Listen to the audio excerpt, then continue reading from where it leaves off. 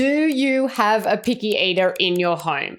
If so, definitely stick around because you are not going to want to miss the tips and tricks I'm planning to share in this video. Dana Kay here, your ADHD health and nutrition practitioner and ADHD expert.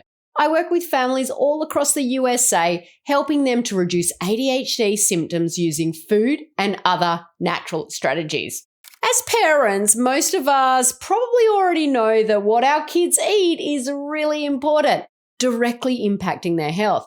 And as we'll discuss in this video, what kids eat also affects ADHD symptoms, either making these symptoms better or exacerbating them. But even though we might know how important diet is, it can be really hard to provide nutritious foods for our kids, especially when we have a picky eater. Believe me, I get it. I've been there. I have 2 boys myself, one of them having ADHD. Meal times can easily move from what should be a family bonding experience into a battleground. And to make matters worse, many children with ADHD have additional sensory challenges, making texture, taste, and even the color of food an issue. But here's the thing. While picky eating is common among kids with ADHD, it's not hopeless.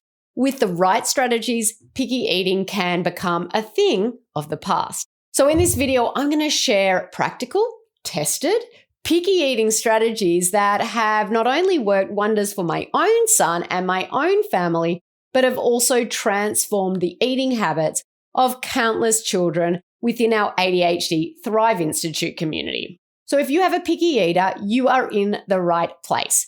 Don't forget to hit that subscribe button right now so you won't miss out on this and other valuable videos about all things ADHD. Now, let's dive in. First things first, let's define what we mean by picky eating. It's a term we've all used, but when it comes to children with ADHD, it goes beyond just dislike of broccoli or being fussy about food textures. Picky eating in the context of ADHD can be really complex, and it can be characterized by a strong resistance to try new foods, a limited diet, and an aversion to foods based on texture, smell, or even color. One family we worked with a few years ago told us her son only ate 5 foods. Yes, you heard right, 5 total foods. They were at the end of their wits and really needed help. I'll tell you more about her story later on in this video, so stay tuned. But you get what I mean when I say that kids with ADHD can take picky eating to a whole nother level. Why does this happen? Well, many children with ADHD also experience sensory sensitivities. They feel the world more intensely, which means the texture or taste of food can be overwhelming for them. Then there's that impulsivity, a hallmark of ADHD, which can make sitting through a whole meal a real challenge. So this adds another dimension to the problem. And let's not forget the side effects of common ADHD medications, which can definitely suppress appetite or alter taste, making food even less appealing. Now, you might be wondering why picky eating is such a big deal. Of course, we all know that it's important for everyone to eat a variety of foods just to maintain a healthy body. But with ADHD, it's even more important to get those good foods into the body because gut health is directly tied to brain health. And when the gut isn't functioning well, the brain can't function well either. I have learned through all of my study, certifications, research, and also through all the work that I've done with my own son and with over 1,000 other kids as well with ADHD, that when we get more of those nutritious foods into the body and when we reduce the amount of inflammatory foods and when we in turn improve gut health, ADHD symptoms start to reduce and some disappear for good. Food really is our first medicine. And this is why tackling picky eating is more than just a quest for peaceful meal times. It's about reducing ADHD symptoms and ensuring our kids are receiving the nutrition they need to thrive. So, What can you do if you have a picky eater?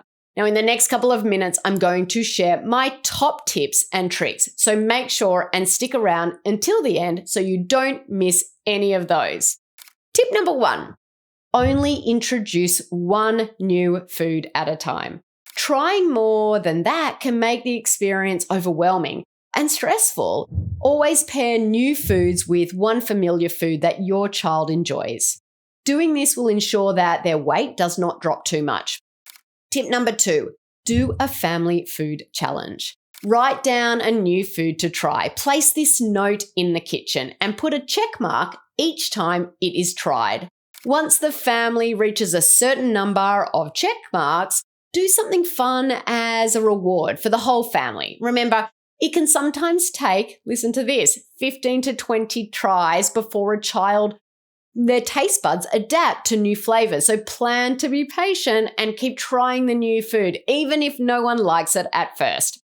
Tip number 3, try new foods during the time of day that a child is going to be hungry. This way, they will be more open and willing to taste new foods. Are they starving after school? Offer dinner then. Tip number 4, try to be calm and upbeat during mealtime. I know it can be hard. Remain calm and positive when things aren't going exactly to plan. When my boys were younger, I used to encourage them to crunch their food like a bunny rabbit or give that food a lick like a puppy dog. We would laugh, it would take all the tension out of dinner time, and it would be a lot easier and less stressful. For older kids, take a joke book to the table. Share a joke before the meal and for every new food they taste. Tip number 5, use a strategy called food chaining. Food chaining is a technique I commonly use for families in my program. In essence, food chaining begins with a food a child already likes. Parents take this food and change the way it is served, change the shape, change the seasoning, and change the cooking method. So for example, a potato, it can be prepared a million different ways. Don't change the food, change the way it's served, change the texture and the seasonings, include herbs and spices, keep changing it, keep introducing it in various ways, change the shape, seasoning, preparation. You can deep fry it, pan fry it, make it into mash, tots, add spices, or even combine it with sweet potato mash. It's all about changing things really slowly and carefully, starting from a base that the child already enjoys. Tip number 6, consider if zinc deficiency could be at play. Many parents don't actually realize that zinc deficiency can be a big driver for picky eating. So if this is a possible concern, get that checked out. Tip number 7, reduce inflammation in the body. Now, when inflammation in the body, the brain, and the gut is reduced, the palate, it begins to open up. It's amazing to watch. To do this, start by removing the top inflammatory foods like gluten and dairy, as well as artificial flavors and colors and excess amounts of sugar. Then start replacing these foods with whole fruits and veggies, grass-fed protein sources, and healthy fats. You can clean up the diet and reduce inflammation, then the body and the palate will start to open up. I have been amazed time and time again as children start asking for their veggies. Not just tolerating them or choking them down, but actually asking for them. Tip number 8, involve the kids in meal planning. When the kids help with the meal planning or preparation, they are more likely to try what they make. Tip number 9, creatively manage sensory issues. So if your child has sensory issues with food, experiment with food textures and temperatures. Cook food in a different way until you find a way that your child can eat it easier. And finally, tip number 10, maintain a normal routine and structure around mealtime. Regular meal and snack times are important to establish predictability. This is especially important for kids with ADHD because they often thrive on predictable routines. Now, you might be thinking, yeah, these are all great tips, but are there any other ways to make sure my kids are getting the nutrients their bodies need, especially when they are picky eaters. So here are some additional ideas to sneak in a few of those nutrient-dense foods. So first off, let's talk about omega-3 fatty acids. They're really known for supporting brain function. They can be a game changer for kids with ADHD.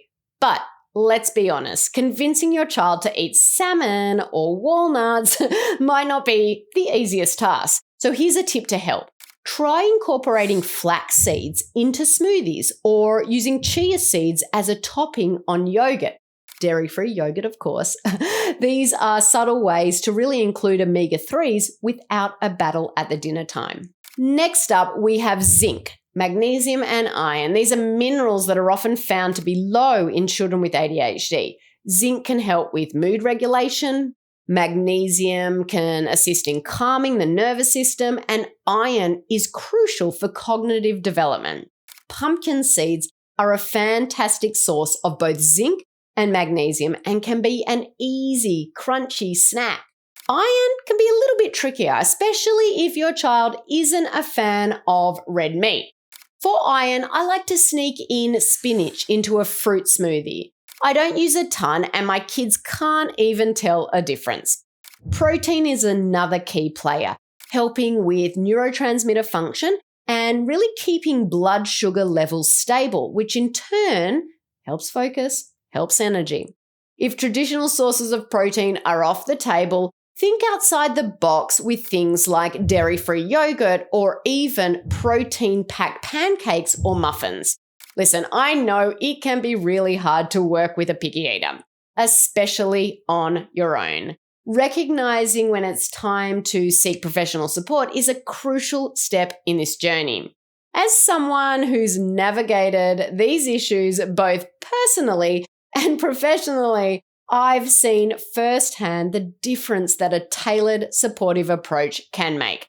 Our ADHD Thrive Method for Kids program is really designed with this very purpose in mind, to provide families with the tools, with the knowledge, and with the support needed to manage ADHD symptoms naturally, including overcoming picky eating. Want to learn more about some of these strategies we use that have worked for over 1,000 other families? That's exactly why we've set up a special ADHD fast class. It's short, it's free, it's fast, and it will go into more details about how to get to those underlying stresses that might be exacerbating ADHD symptoms. So if you're feeling stuck, if you're searching for a community that gets it, and if you're ready to explore natural strategies that really go beyond the dinner plate, I invite you to click the link in the video description below. Now, I told you at the beginning of this video about a mum who came to us whose child only ate 5 total foods. Now, when Renee told me her son only ate 5 foods, I knew I had my work cut out for me. I had worked with picky eaters before, but never this picky. And when I chatted with Renee on the phone, I remember feeling a little bit nervous for the first time. I was actually unsure if I could really get her family to the place that they wanted to go, because part of reducing symptoms naturally is getting great foods into the body. So I wondered if we could do that with Renee's son being so picky. Now, that was a couple of years ago now, and I have been so impressed with this little boy and with his family. He is now eating over 150 foods. If Renee can do it, I am confident there is no picky eater out there that we can't help. The tips that I shared today are the same tips we use with Renee that helped her son get to where he is now. And Renee actually shared her story about how she overcome picky eating in another video. I'll add the link to that in the video description below. So if you're feeling frustrated because of your child's picky eating, remember there's hope and there are strategies that can definitely help. In this video, I shared 10 tips with you. If you don't remember them all, save this video and go back and watch them again later. Addressing picky eating can be challenging for sure, but the impact it can have on your child's health is totally worth it. If you have your own success story of how you overcame picky eating, I'd love to hear it. Share your experience in the comments of this video. I hope this video today has been helpful. As always, I am happy to help with any questions you might have. Drop them in the comments now and let me know. Take care, and I'll talk to you soon. Bye for now.